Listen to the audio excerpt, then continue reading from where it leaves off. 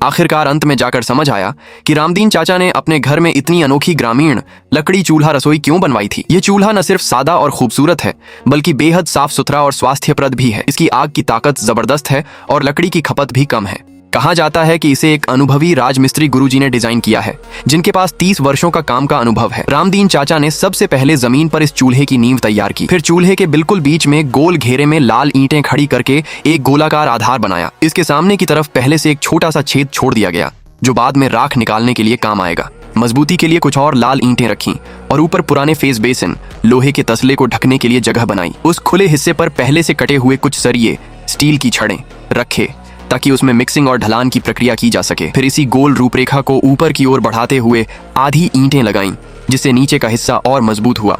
इसके बाद बीच में बने हुए खाली हिस्से पर एक फोम बोर्ड रखा गया और उसके ऊपर सीमेंट और रेत का घोल भरकर उसे समतल कर दिया गया। फिर उसमें 2 सरिये और कुछ लोहे की जाली डाली गई ताकि अंदरूनी ढांचा और मजबूत हो। जो फोम बोर्ड बीच में रखा गया था उसे बाद में निकाला जाएगा ताकि राख गिरने का रास्ता तैयार हो सके। जब सीमेंट पूरी तरह से सूख गया तो किनारे किनारे दूसरी परत की ईंटें लगाईं और सामने की तरफ लकड़ी डालने के लिए एक रास्ता छोड़ दिया। फिर उसी के अंदर कुछ और ईंटें डाली गईं ताकि उस रास्ते को सपोर्ट मिल सके। ऊपर फिर से सरिये रखे और उसी प्रक्रिया को दोहराते हुए गोलाकार ईंटों की एक और परत बनाई गई। इस तरह से चूल्हे का मुख्य ढांचा बनकर तैयार हो गया।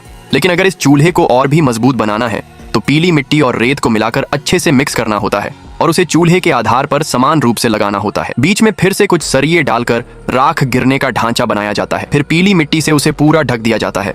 इससे चूल्हा न सिर्फ मजबूत होता है बल्कि गर्मी को ज्यादा समय तक रोकने में भी सक्षम होता है।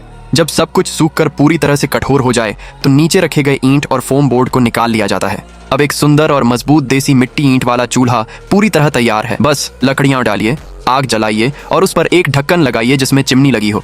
फिर चाहे पानी गर्म करना हो या खाना पकाना, सब कुछ आसानी से किया जा सकता है। इसकी आग तेज होती है, लकड़ी की बर्बादी नहीं होती और धुआं भी बहुत कम निकलता है। अगर ढक्कन की जगह जाली रख दी जाए तो बची हुई लकड़ियों से आप तंदूरी या बारबेक्यू भी कर सकते हैं। तो बताइए, आपको रामदीन चाचा का ये देसी लकड़ी वाला चूल्हा कैसा लगा?